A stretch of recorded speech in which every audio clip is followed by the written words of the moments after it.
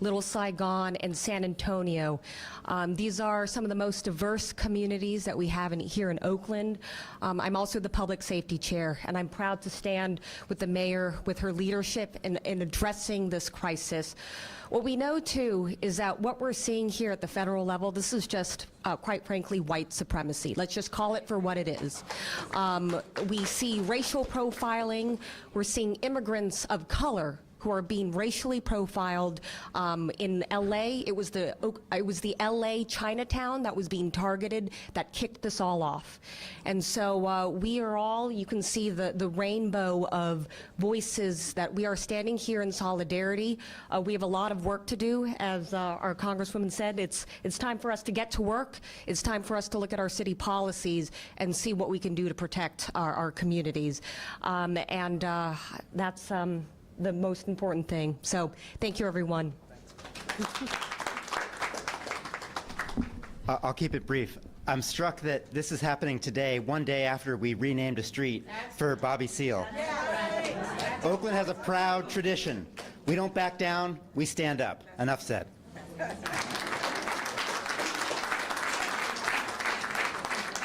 Enough said, and let me add, it was a wonderful celebration for the street renaming yesterday for Bobby Seale, long overdue. So we're coming into the home stretch, but we did not want to end this moment without making sure that we heard from members of our business community.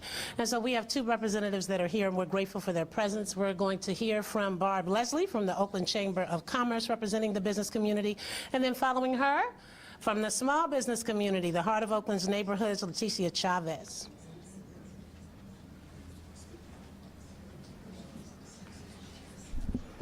Good morning. Okay.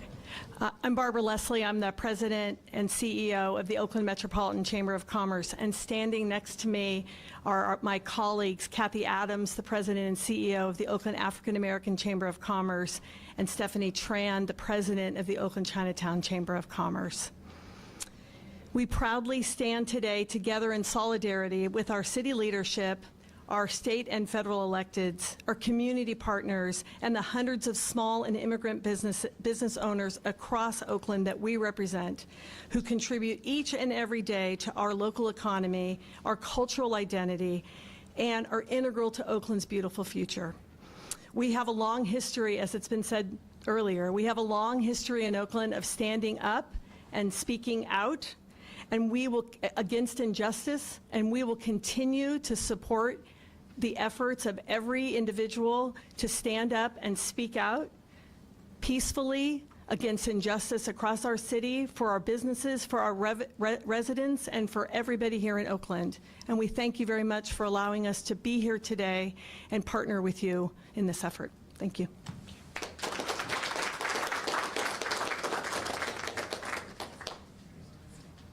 Thank you for speaking up and speaking out. Last but certainly not least, where would we be if it were not for the foundation of our faith community, regardless of our faith traditions?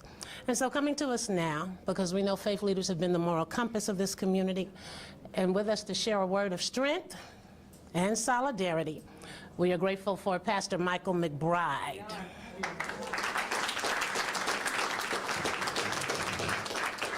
I want to thank our courageous and righteous Mayor Barbara Lee, who always speaks for me and us. I stand as a representative of the faith community, and I see my colleagues here, obviously, Reverend Dr. Jackie Thompson, Bishop Keith Clark, Bishop Keith Barnes, the homie Brother Demarie, a.k.a. Truck, known in the neighborhood, Brother Ron Muhammad, all of us together, as well as with the credible messengers of our city. The community violence interventionists who have contributed to the historic reductions we continue to see in our communities. We stand and join the chorus of voices and say we are not in a state of an emergency in Oakland. Donald Trump, you are the emergency. We are not a city of lawlessness and chaos. Donald Trump, you are an agent of chaos. You are the wrecking ball that has been unleashed in our city, in this state, and this country. Unlike the East Wing of the White House, Oakland's walls will not fall that easily. We are here to declare that God has not given us the spirit of fear, but of love, power, and a sound mind or self-discipline. We are here in unshakable solidarity to declare to you and to remind all of our loved ones and community members in Oakland and the Bay Area that we stand up when repression rises. We are a city with a superpower. That superpower is the power of the people. Whatever problems we have in our city, the people of Oakland will solve those problems. You can join us in our efforts to solve those problems. We know you will not. So we will resist your intrusion and your overreach. You do not stop crime and illegal behavior by unleashing more crime and illegal behavior. You do not use violence to create nonviolence. Blessed are the peacemakers, for they will be called the children of God. This administration's effort to bend and break the laws of this country to continue to elevate a manufactured crime and immigration narrative is immoral. It is wrong. And we as faith leaders and civic leaders will name it as such. You are a liar. Other cities where this federal overreach has happened has also shown us that black community members whose immigration status and citizenship are not in question are also being targeted, harassed, arrested, jailed, and brutalized. With this in mind, many of us who we have already named are launching the Secure the Town initiative to ensure we engage with black youth and young adults in schools and neighborhoods, car and bike clubs, cultural spaces, congregations, and many other places where communities gather to make sure they have the information they need and to ensure we are all standing in solidarity with all of Oakland. To those who seek support, to those who need relief and protection, reach out to us. Your clergy member and leader is for you. You belong here. You belong to Oakland. You belong to us. Do not surrender to fear.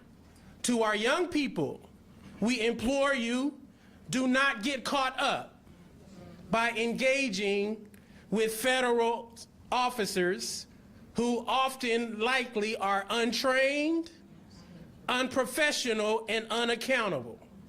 Be wise in your movements. Carry your IDs. Know your rights by attending the trainings online and in person. Be where you are supposed to be. And do not be where you are not supposed to be. Do not get caught up. Border Patrol is targeting and taking our people too. But we will outlast this wickedness in high places. Oakland will counter hate, lies, and misinformation with love for all people, truth, justice, peace, and joy. And we beg the Congress, please release the Epstein files. In the words of our dear beloved ancestors and champions of Oakland, all power to the people. All power to the people.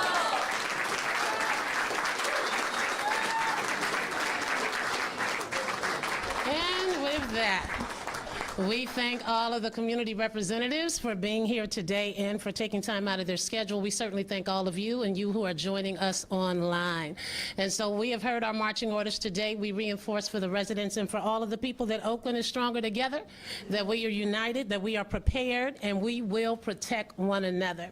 I just want to make sure that you heard those resources that were available to you. So remember, the hotline number is 510-241-4011.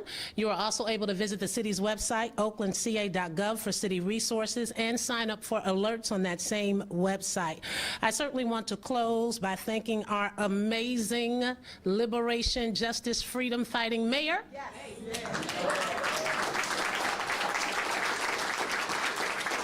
For not waiting, for not hesitating, but making sure that there was an answer so that there could be peace and calm in the city. And my particular faith tradition teaches that if you are a person of faith, you ought to desire to do justice and to love mercy and to walk humbly with our God. But if by chance you are not of any particular faith tradition, perhaps you are spiritual but not religious, I come back to the laborer who said there is power in the storm. We need to be united for the fight, and if you do nothing else, pick a lane. Thank you all for being here.